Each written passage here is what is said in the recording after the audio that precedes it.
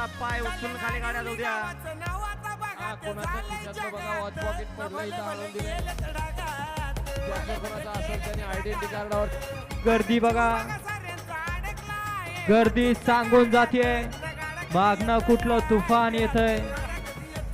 तुफान असं येतंय ज्या बैलांनी हे बैलगाडी शर्यत छत्र गाजवलंय आणि सध्याला गाजवतायत असे दोन्ही वाघ एकत्र येत आहेत.